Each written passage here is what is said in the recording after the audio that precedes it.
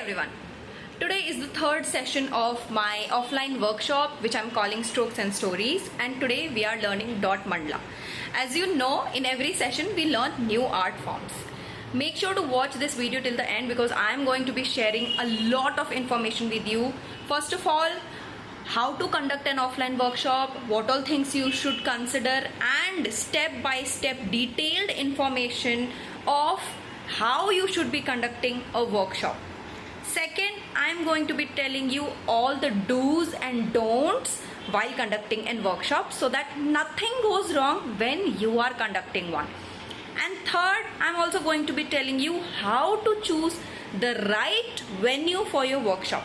So make sure to watch this video till the end because this video is filled with information. And if you're planning to conduct an offline workshop, if you're planning to conduct offline classes, offline courses, then this video is a must watch for you, and you will find lots of information that nobody is going to tell you. You will not find it anywhere online, not on YouTube, not on Instagram, not on Google, nowhere. So I'm going to be sharing everything with you. I am going to be guiding you how would you conduct your workshop, and in the meantime I will also show you how I did my third session. So let's get started. As you know, the first step of my workshop preparation is that I prepare my kits. I have already explained a lot about offline workshops in my previous video where I conducted a workshop for CureFit, but that video was more focused towards conducting a workshop for corporates. And in this video, I'm going to be sharing a generalized information, because if you are not conducting it for corporates, you might be conducting it for kids or maybe just some ladies of your society or your friends or whatever it is. Here you can see I got the kits ready for my workshop. It was dot mandala, so we had dotting tools. I gave 3 sets of dotting tools, a color palette, a brush, a sketchbook, and a printed mandala grid so that we can practice whatever we had learnt. Now it was time to go to the park and start. One of the students that came, she showed her works. She had got these beautiful artworks with herself so that she can share it with me.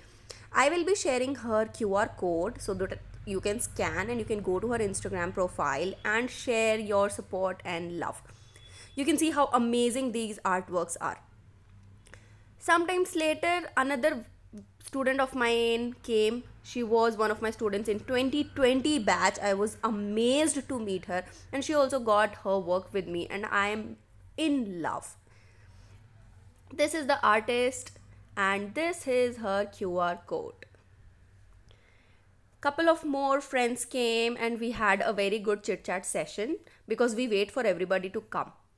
Once everybody reaches, we start by having a very brief formal introduction of everyone, from where they are, do they have any small business, what all art forms do they perform, and if they want to share or promote anything that they make with us. These offline sessions are a great way to promote your workshops, promote your courses, promote your products, and promote your services. I have seen many people come. In my last video, you will see there was this amazing resin artist who not only wore her resin earrings to our workshop, she also showed lots of different products that everybody was amazed to see. So you have to be very social, you have to be very vocal, and try to be part of such public gatherings where you get a chance to promote what you do. These real connections are a great way to promote yourself, get some orders, and make good connections, make good friends who support you. Now here you can see we have started our session. We are starting by a general chit chat session, and then the kits were distributed. We started by learning the basics. What are the tools? How are they different? How they can be used?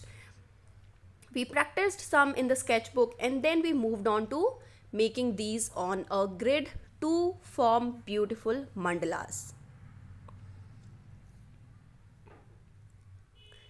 All these sessions that I conduct are completely beginner friendly because People come here from different backgrounds. Many of them may or may not have art experience. So I make sure that it is very easy for everyone to follow, no matter what is your art experience level. So there was a member who was practicing art for the first time. She had never done anything in art. So I gave her a brief introduction about mandala and everything. And then we moved on from normal mandala to dot mandala.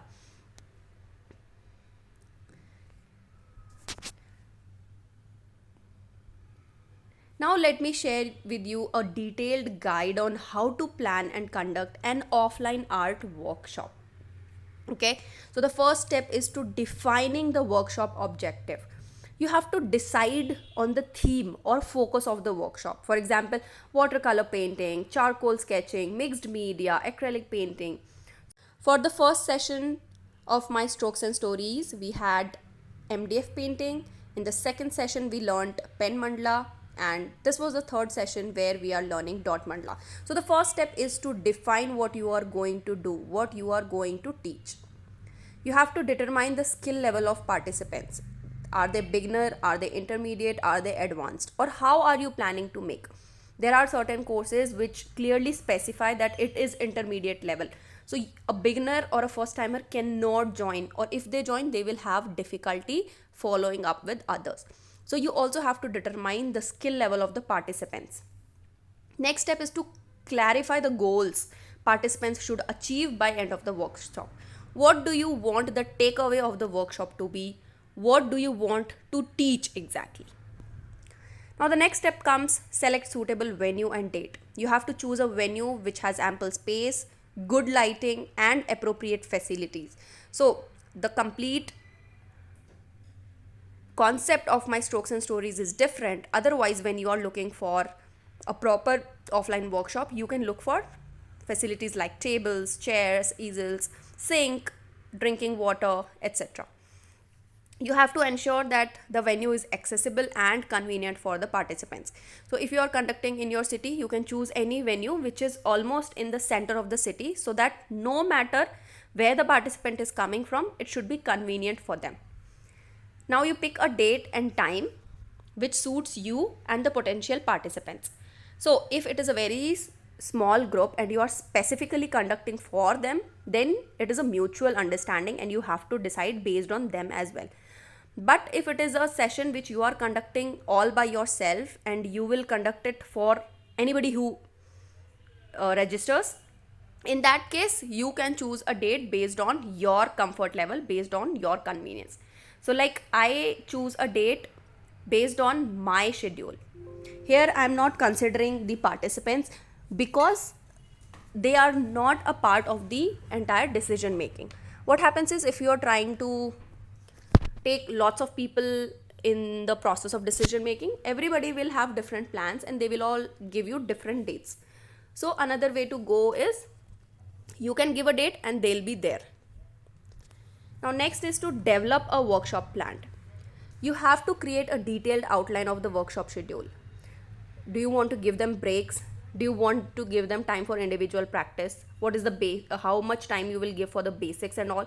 So you have to plan demonstrations to teach the techniques or concepts that you want to be revealed in the workshop. You can also prepare some handouts or reference materials for participants to take home, like step-by-step guides or some traceable practice sheets, whatever it is, depending upon whatever you are teaching them. Now you have to anticipate potential challenges and plan how to address them. What can go wrong, and in that case, what you are going to do. The next step comes is to promote the workshop. You have to advertise the workshop through various channels such as social media, local art communities, flyers, newsletters, whatever is convenient for you. Clearly communicate the workshop details, including theme, date, time, location, fees, registration process, everything, so that it's really easy for people to understand the entire process and how is it going to work. Encourage early registration so that there is more interest and you have enough time to ensure that sufficient materials are available for yourself. Last moment registrations always create a chaos. In my case, I always close the registrations 2 days before the actual date because I don't want to have a rush in the last minute. Now, the next step is to set up the workshop space. You have to arrive early to set up the venue according to your plan.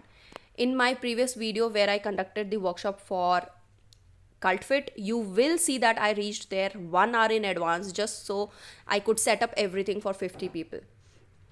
Make sure the tables are arranged, chairs are there, easels are there, everything is there on place. If you want to display some art samples or examples, do that as well. And now we come to the final step, and that is conduct the workshop. You welcome the participants, you introduce yourself, and then you provide an overview of what exactly is going to happen today.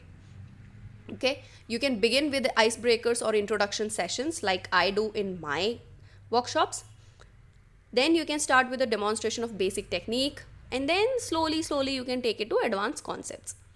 Make sure you are providing clear instructions and guidance throughout the workshop.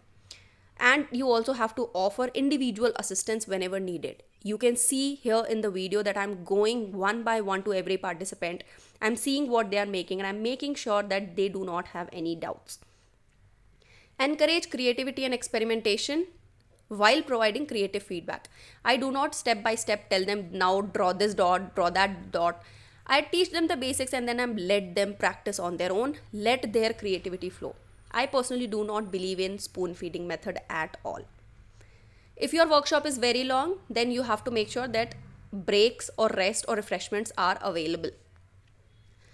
You have to wrap up the workshop by summarizing key points, reviewing participants' work, taking some pictures and videos, and at last taking the feedback. You also have to take feedback to know what all things you can improve in your next workshop.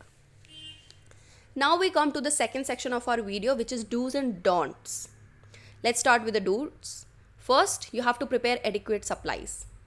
It shouldn't happen that there are more participants and less kits available. So you have to make sure there is sufficient supplies for everything. That's why I'm saying no last moment registrations. Create a welcoming atmosphere. You have to greet participants very warmly, introduce yourself, encourage a friendly and inclusive environment where everyone feels comfortable and expressing themselves. Provide very clear instructions. Whatever you are teaching should be very easy and very simple to follow. You have to encourage creativity and experimentation. Foster a supportive atmosphere that encourages participants to explore and experiment with different artistic techniques without any fear of judgment. As a teacher, you are there for feedback and not for judgment. Remember that. Offer individualized support. You have to provide personalized assistance and feedback to participants based on their skill levels and specific needs. Be approachable and responsive to questions. That means if any student has a problem, they should feel comfortable asking it to you. Promote collaboration and sharing. You can also facilitate opportunities for participants to collaborate, share ideas, and make something together. Respect individual participants' work. You have to show appreciation for participants' efforts and creations regardless of skill level or style. You have to celebrate their achievements and highlight areas of improvement in a very positive and constructive manner. You have to maintain a safe and clean environment. Make sure the workshop space is well ventilated, organized, and free from any hazards. And at last, you have to follow up after the workshop. Now let's come to the don'ts. Don't overwhelm the participant. Okay, avoid packing too much content in the workshop schedule. So it is very easy for everybody to follow. Focus quality over quantity. Do not criticize or discourage creativity. At no point you should be critical or negative. Don't neglect safety precautions. If there is any art material or equipment that needs special attention or that has to be handled very carefully, tell people that in advance. Don't ignore individual needs. Every participant may have different skill levels, learning styles, and preferences. So avoid ignoring or dismissing individual needs. Do not rush through the demonstrations or basics. Make sure it's very slow paced and easy to understand. Don't dominate the workshop. Understand that you are there for guidance, but you are not above them all. Okay, it's a whole group, it's a community. Give participants opportunity to share their work and contribute to the group discussion. Do not dismiss participant contributions. You have to acknowledge and appreciate participants' contributions, whether it's sharing insights, asking questions, or showcasing their artwork. Everyone's input is valuable and deserves recognition. And at last, do not forget to have fun. It is a class, it is a workshop, but at last, it should be fun for you and the students. With this, we come to the last section of our video, which is how do you select your perfect venue. But before that, if you found this video helpful and you want me to keep creating more such videos, you have to make sure that you leave a comment below. Because if I feel that these videos are not useful and you're not watching them, I will not waste my time.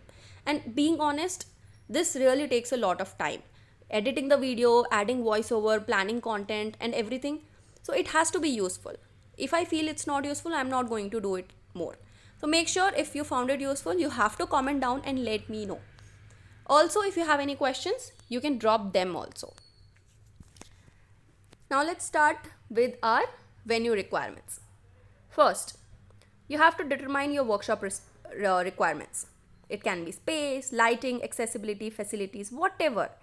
Different art forms need different spaces. For example, I'm conducting these sessions in a park. I cannot hold a resin workshop or acrylic pour here, right?